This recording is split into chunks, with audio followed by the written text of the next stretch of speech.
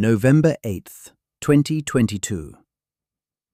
A 30-year-old billionaire sits in a penthouse in the Bahamas, surrounded by empty energy drink cans, tangled cables, and the quiet hum of servers processing what used to be the third largest cryptocurrency exchange on Earth.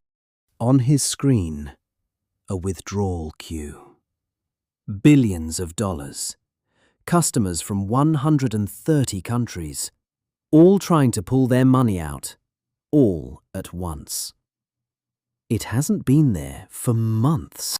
In 72 hours, a company valued at $32 billion will file for bankruptcy. Its founder, once photographed beside Bill Clinton, Tony Blair, and Tom Brady, will trade a luxury compound for a jail cell in Brooklyn. A face that graced the cover of Forbes, Fortune, and Vogue will become the face of the largest financial fraud of the 21st century. His name is Sam Bankman-Fried. 2019, Hong Kong. Sam Bankman-Fried. An MIT graduate, former Jane Street trader, son of two Stanford law professors, launches FTX, a crypto exchange designed for serious traders. Leverage, derivatives, perpetual futures. The tools Wall Street had spent decades perfecting, now pointed at Bitcoin.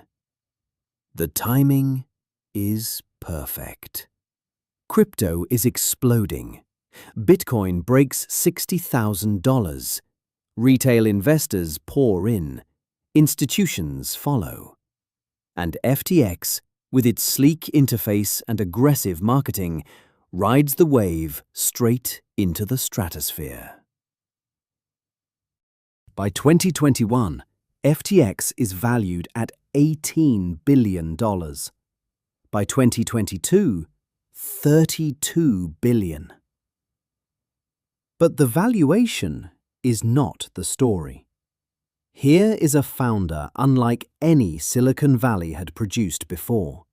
Rumpled cargo shorts, a wild halo of curly hair, sleeping on a beanbag in the office, playing League of Legends during investor meetings, and somehow closing the deal anyway.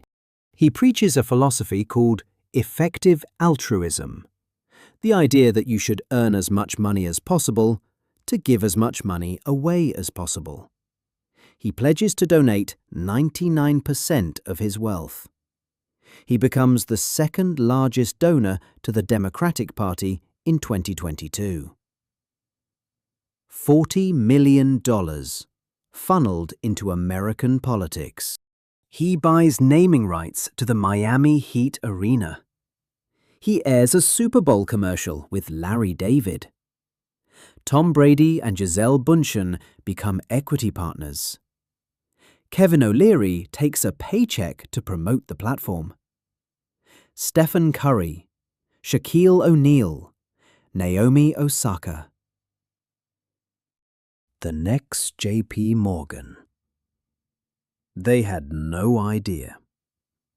To understand what was hidden, you must understand two companies.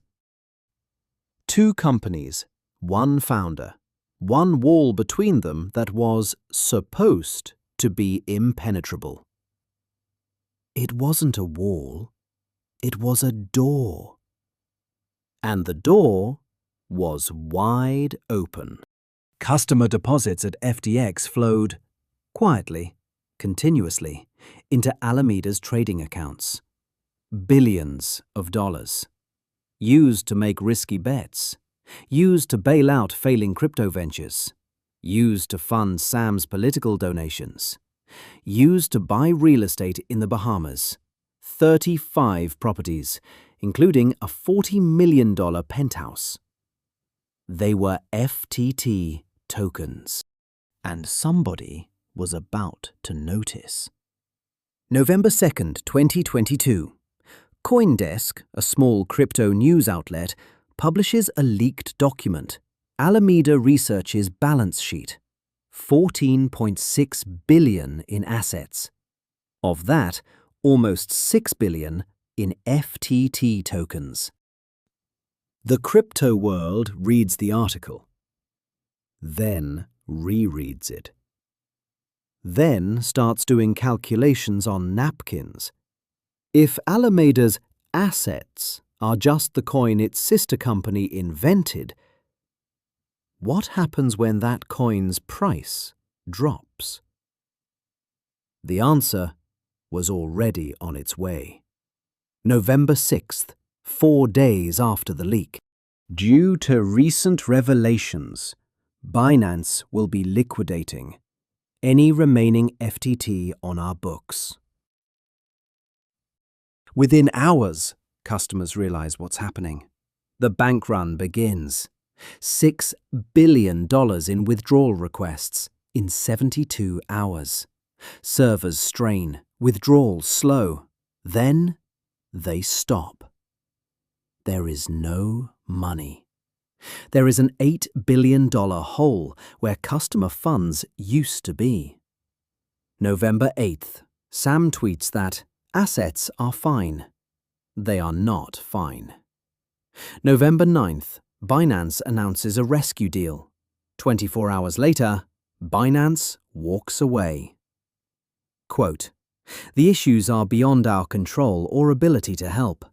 130 entities, over 1 million creditors, $32 billion in valuation, vaporized."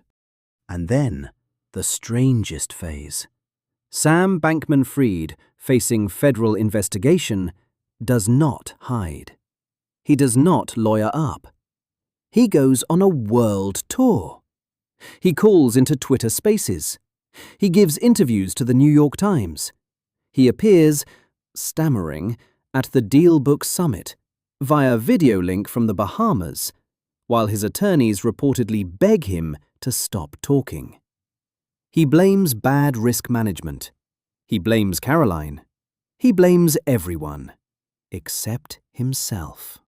December 12th, 2022. Bahamian authorities arrest him at his penthouse. He is extradited to the United States in leg irons, paraded across a JFK tarmac before the world's cameras. The trial begins October 3rd, 2023. Manhattan Federal Court.